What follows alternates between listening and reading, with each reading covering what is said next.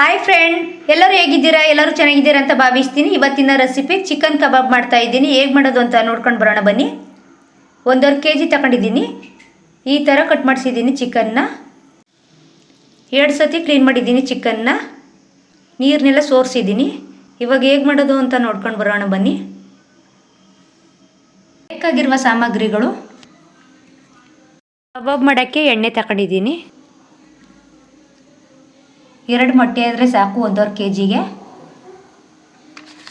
ಕಬಾಬ್ ಪುಡಿ 2 ಪ್ಯಾಕೆಟ್ ತಗೊಂಡಿದ್ದೀನಿ. ಶುಂಠಿ ಬೆಳ್ಳುಳ್ಳಿ ಪೇಸ್ಟು 3 ಸ್ಪೂನ್ ತಗೊಂಡಿದ್ದೀನಿ. ಟೇಸ್ಟ್ ಬರುತ್ತೆ ಅದಕ್ಕೋಸ್ಕರ 3 ಸ್ಪೂನ್ ತಗೊಂಡಿದ್ದೀನಿ. 1 ಚಿಟಿಕೆ ಉಪ್ಪು ತಗೊಂಡಿದ್ದೀನಿ. ಮೆಣಸಿಕಾಯಿ ಪುಡಿ 1 ಚಿಟಿಕೆ ತಗೊಂಡಿದ್ದೀನಿ. ಇವಾಗ ಯಾವ ಥರ ಕಲಿಸ್ಬೇಕು ಅಂತ ನೋಡ್ಕೊಂಡು ಬರೋಣ ಬನ್ನಿ. ಈ ಥರ ಎಲ್ಲನೂ ಹೊಡಿತಾ ಇದ್ದೀನಿ. 2 ಮೊಟ್ಟೆನೂ ಬೇಕು. ಶುಂಠಿ ಬೆಳ್ಳುಳ್ಳಿ ಪೇಸ್ಟ್ ಹಾಕ್ತಾಯಿದ್ದೀನಿ. ಕಬಾಬ್ ಪುಡಿ ಹಾಕ್ತಾಯಿದ್ದೀನಿ. 2 ಪ್ಯಾಕೆಟ್ನೂ ಹಾಕ್ತಾಯಿದ್ದೀನಿ. ಮೆಣಸಿಕಾಯಿ ಪುಡಿ ಉಪ್ಪು 2 ಹಾಕ್ತಾಯಿದ್ದೀನಿ. ನೀಟಾಗಿ ಎಲ್ಲನೂ ಒಂದು ಸತಿ ಮಿಕ್ಸ್ ಮಾಡ್ತೀನಿ. ಈ ಥರ ಮಿಕ್ಸ್ ಮಾಡಿ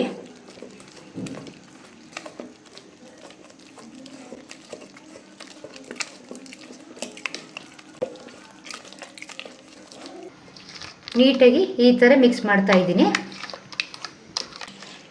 ನೋಡಿ, ಈ ಥರ ಬರಬೇಕು. ಇವಾಗ ಚಿಕನ್ ಹಾಕ್ತಾ ಇದ್ದೀನಿ. ನೀರೆಲ್ಲ ಚೆನ್ನಾಗಿ ಸೋರಬೇಕು. ಚಿಕನ್ ಇಲ್ಲಾಂದರೆ ನೀರು ಬಿಟ್ಕತ್ತೆ.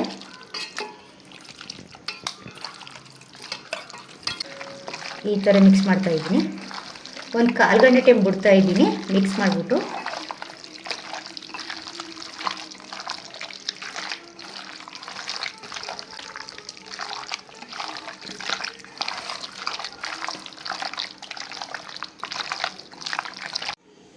ಈ ಥರ ಕಲಿಸಿದ್ದೀನಿ.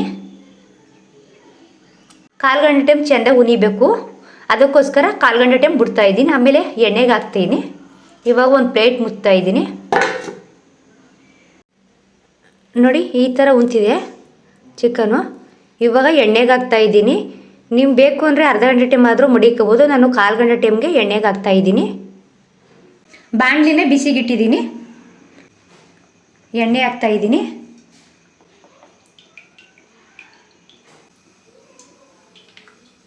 ಎಣ್ಣೆ ಕಾದಿದೆ. ಚಿಕನ್ ಹಾಕ್ತಾ ಇದ್ದೀನಿ.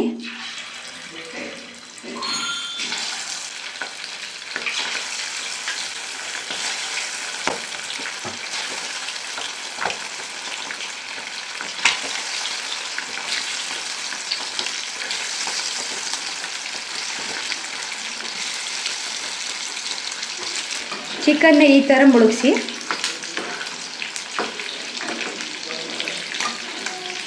ಚೆನ್ನಾಗಿ ಬೇಯಬೇಕು ಚಿಕನು.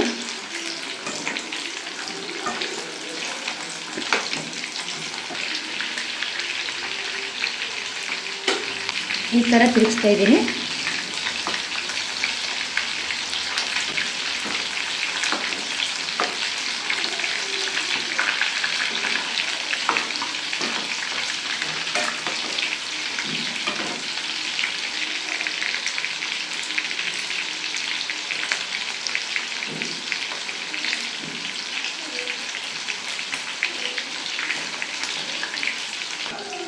ಕಬಾಬ್ ಬೆಂದಿರೋ ಸಾಕು. ಈ ಥರ ಬೆಂದಿದೆ ಕಬಾಬು ನೋಡಿ.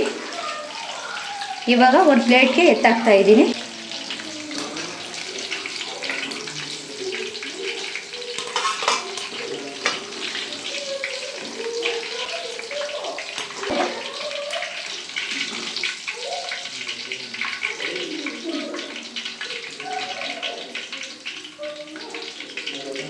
ಎಲ್ಲ ಚಿಕನ್ನು ಅದೇ ಥರ ಹಾಕ್ತಾ ಇದ್ದೀನಿ.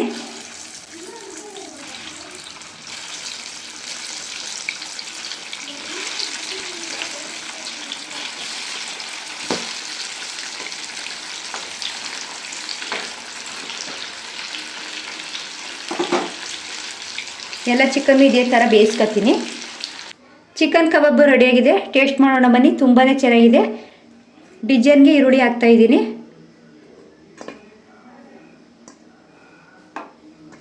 ನಿಂಬೆಹಣ್ಣು ಮಡಗ್ತಾ ಇದ್ದೀನಿ.